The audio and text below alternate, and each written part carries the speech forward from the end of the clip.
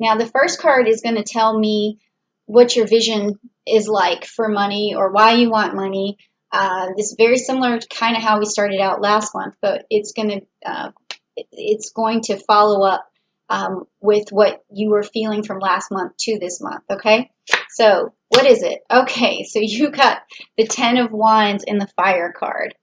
So what this tells me, Virgo, is that you are very passionate about making money right now. You want to manifest a lot. You're willing to put in a lot. You're willing to set fire to the world to get what you need, and it's going to manifest a lot of money. Like when the smoke clears, you're going to be like, "Ha, I did it." That's what this is about. So yeah, that's a really strong energy towards making money. So what opens you up to listening to other people is what this next card is going to be about. And a lot of times we don't really think about our business or our money growing from listening to other people. A lot of times we listen to ourselves. But this is really about taking instructions, ideas, and things like that from other people. But in order for them to get your ear, what has to happen? And it's interesting because other readings I got, people had to go through a lot for you to listen to them, or the other signs, people had to go through a struggle, or people had to reflect on something and really be experts at it. So let's just find out what opens your ears up. Okay, so you got the Two of Pentacles, which is the Aquila card.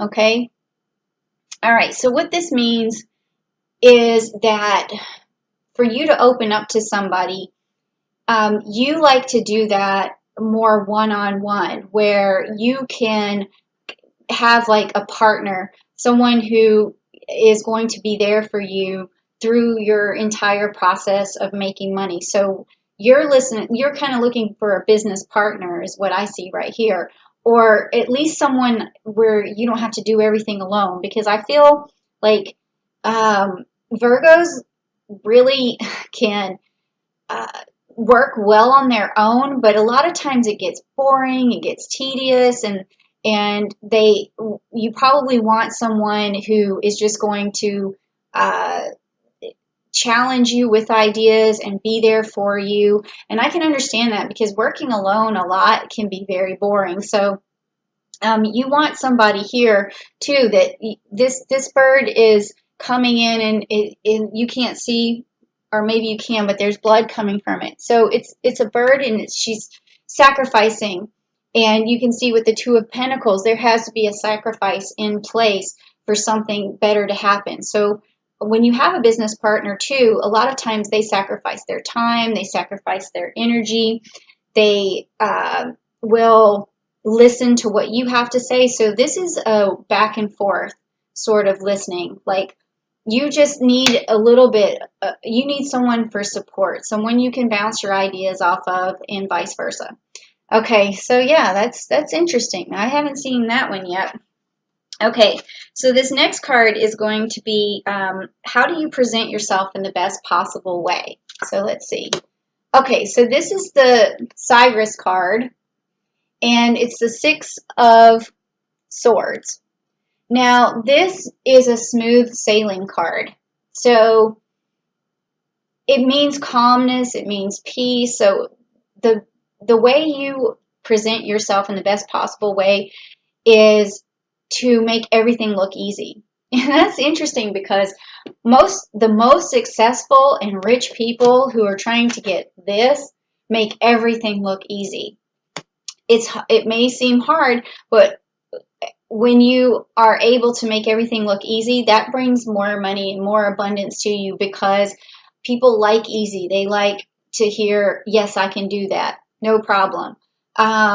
Or this will be easy. Don't worry, I'll take care of it. You take off the load from people and make it seem effortless. And that's the way you should continue presenting yourself, is to make things seem effortless. But they're really not, because like a lot of times you do go through a struggle, but you have that person, you have your person that you go to who's there to listen to the hard stuff. Like, oh, you may be making it look easy for someone else, but that person knows how hard you're working, okay? Now, the next is, how do you maintain clarity? So how do you maintain clarity? And let's just find out what that is. Whew. Okay. Okay, so the Taurus card and the Hierophant. Okay, so this this is telling me actually that it's hard for you to maintain clarity. And because this card is about the Hierophant has to remind you. And if you can see the Hierophant back here in the corner here, reminding you. And this Taurus card is about, it's like a hedonistic card. It's something where you can get carried away with with wasting your time on things that are fun or pleasurable or something. So you need to be reminded to stay the course. And that is what is going to give you clarity. And I think that I don't really see too many Virgos, taking the pleasurable route and, negating their responsibilities. So maybe this is, you are always reminding yourself not to fall into this trap, not to play around too much. So maybe it's just you reminding yourself, and that's what keeps you so clear and have such a good work ethic, is because it's always in your mind. So maybe like you are your own Hierophant. That's kind of how I'm feeling from that. And now, how do you adequately express yourself with enthusiasm? Okay, so that is going to be this card here. And let's see. All right, so you got the 10 of Pentacles. Boy, you're getting more 10s here. So this is a lot of abundance. And this card is the Earth card. Okay, so your enthusiasm is that you can start something from a tiny seedling and you can make it grow. And that's what people see about you. They feel and they see that you're the type of person who's going to work hard, and if they want to plant a seed, they know that you're going to protect it. You can see here the seed growing. And there's also there's this Virgo energy right there in the card. Okay, and then there's this Capricorn energy, meaning you'll stay the course as well to make this money. So your enthusiasm, it's sort of a silent enthusiasm. It's not something where you're like, oh, I have not like a Leo enthusiasm where you're like, oh, I can do this, and or an Aries where you jump straight forward for something. You have this sort of silent enthusiasm, and when people see it, they're like, they know this person's going to handle this, and they're going to be meticulous about it. They're going to have a strong work ethic. So it's like a silent enthusiasm, but they see it. They definitely see it, and they trust that you can get the job done. Okay, so that's an interesting enthusiasm. It may just be something as simple as you saying, yeah, I can do that. No problem. I can make that grow. Just tell me, what you want me to do. All right. So the next one is what helps you negotiate? What helps you negotiate with people? Okay. And that's going to be this card here. Okay, you got your Virgo energy. So how do you negotiate with people? You can see that this is your energy. It's the Hermit, and you're spreading this seed here. And this is a time for reflection. So when you negotiate, you use the best parts of your personality. And it goes back to your work ethic. It goes back to you taking things to the drawing board and reflecting on things. So when you negotiate with someone, you're reminding them of what you're capable of, and you're saying to them, let me take care of this for you, and that's not going to be a problem, and this should be easy. Let's just move on to the next step. I got this. Like, there's something about how, you just take things on yourself, and you make it seem so easy for people that when you're negotiating, they just are like, oh, that's a breath of fresh air. Like, she's just going to handle it. She's going to take care of it. Everything's going to work out just fine. Like, I can trust that this is going to work. And they're not antsy. They're not feeling like they need to call somebody else or get someone else involved. They're just like, this is fine, and it makes things a lot easier. So that's a good negotiating tool. And then how do you follow up in the best way? That's this card here. Okay, so you have the Magician, you have the Mercury card. Again, it's like, this is so cool. It's just, when you follow up, you just make everything seem like magic. You're like, I did that. Like, don't worry about it. I took care of it. Like, it's almost like you just have removed the obstacle before it happened. Like, I haven't got anybody with this card in this position yet, and this is the best card you could possibly have for follow-up. So you're excellent at that. You just take the challenge and you remove it and the obstacle before it even happens.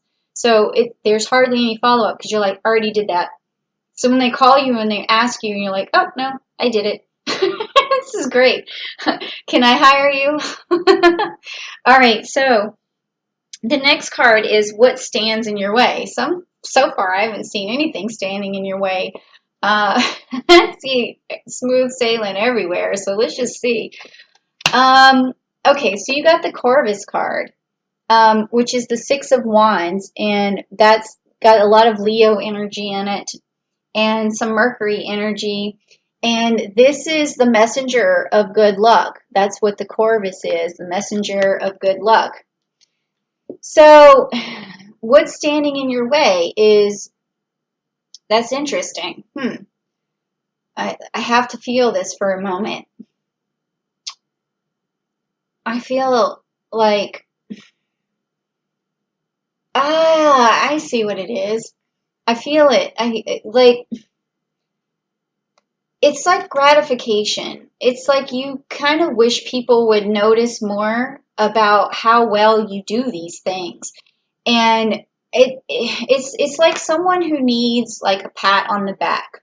Someone who, this will keep you working for other people, just so you know. Like, because you do things and you want a gold star. Like, that's what this seems like to me. Like, I'm feeling that is energy because I felt some appreciation coming over me or some gratification. So it's like a gold star. It's like you do this for just to get your name on the board or to be the top of this, but a lot of times when that doesn't happen for you, then all of this goes away. Because you're like, oh, I did that, and you see how effortless I made it. See how seamless I did it. It was like magic. And then no one appreciated it. Like, what happened? Where's the money? Where's the thing that I was looking for? So sometimes that may make you stop in your tracks and say, well, I need that gratification from somewhere else. So I'm going to go somewhere else, and I'm going to give my efforts to someone else. But then also, as soon as you do find that person who gives you that gratification or that bonus or that gold star, whatever it is that you're looking for, you're going to keep working for that person. And it's going to, feed into that. But at the same time, that keeps you working for another person. So I would say that you have this amazing ability to do stuff and do it in such a great manner that maybe you should work for yourself and find your own gold star. Like, maybe make a goal and say, I want this, let me make something up, this gold chain. And then you say, well, once I get this stuff done and I do this magic for myself and people start paying me for what I do, then I'm going to buy myself something. I'm going to buy myself that gold chain or like whatever that is. But it does seem like this card could also keep you subservient to someone else. And that's okay if you like it, especially if you are getting a lot of money and you're within a company and you're getting, the recognition and the accolades that you're after. But it could be a little bit self-limiting. It really just depends.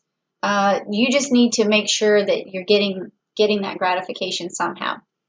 Okay, so last card, and it's probably going to say something about that, is how can you communicate to grow your business in the best possible way? So let's see.